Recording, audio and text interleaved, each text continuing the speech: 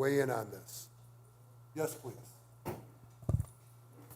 24R10, a declaratory resolution determining that a certain area of the city of Hammond, Indiana, be designated as the Swanell Economic Revitalization Area, to which deductions from assessed valuation may be requested by an applicant to the Common Council of the city of Hammond, Indiana, pursuant to Indiana Code 6-1.1-12.1.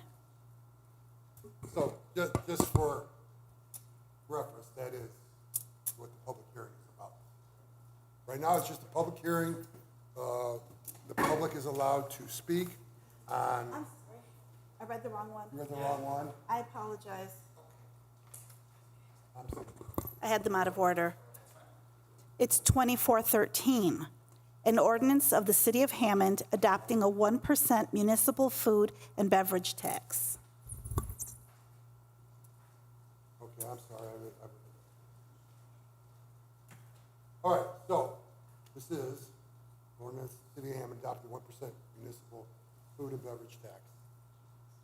The public now has a opportunity to speak on this issue and this issue alone.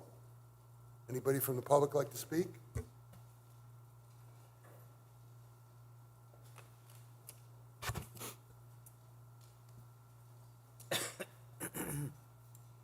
George Stoyer, Robertsdale.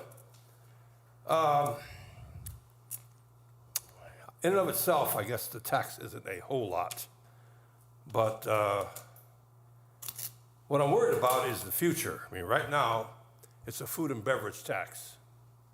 You know, what about in the future? Are we going to get a wheel tax if we need more money?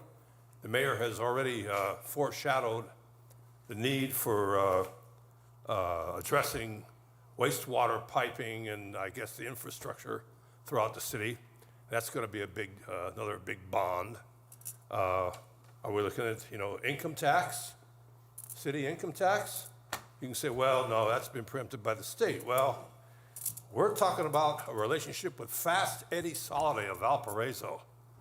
And trust me, nothing's impossible to this guy. This is the guy who maybe 5, 6, 7 years ago stripped Medicaid funding from the gasoline tax and transferred those funds over to the road tax, and then shifted funding for Medicaid funds to cigarette tax. And think about it, you've got this campaign going on in this state where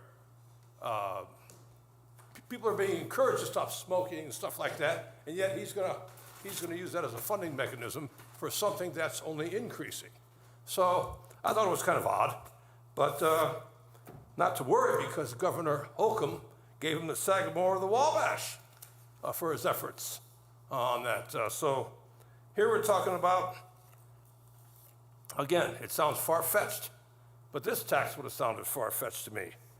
And what I worry about is Mayor McDermott's relationship to the guy. I mean, how simple is it? What bothers me also about this tax is it was too damn easy. I mean, what about in the future? I mean, what's it going to be? Is the mayor going to call him up? Ed, yeah, Tom here. He goes, hey, Ed, you got a minute? Yeah, well, sure, Tom. How's the wife and the kids?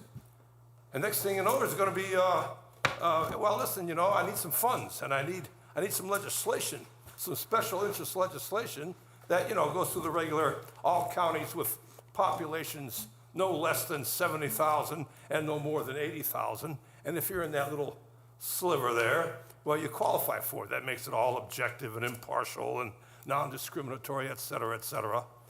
And then he'll have his tax, because that Soliday's not above having democratic domains being taxed and then castigating them and making us, in his eyes, look stupid. So I'm a little worried about that. I'm a little worried about Fast Eddie. And I don't, we already pay gratuities for fast food and when we're outdoors in restaurants and stuff like that for food and drink. Now this is going to be a tax on top of that.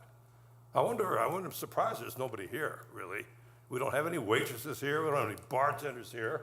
We don't have any restaurateurs here. There's just little old me here. And, you know, if they don't give a damn, well, I'll let it go at that. But you know what they say, there's nothing more dangerous than when the legislature is in session. I'll leave you with that. Thank you, George. Anybody else from the public like to speak on 2413, the 1% municipal food and beverage tax? Anybody else from the public? Anybody else from the public? Public hearing is now closed.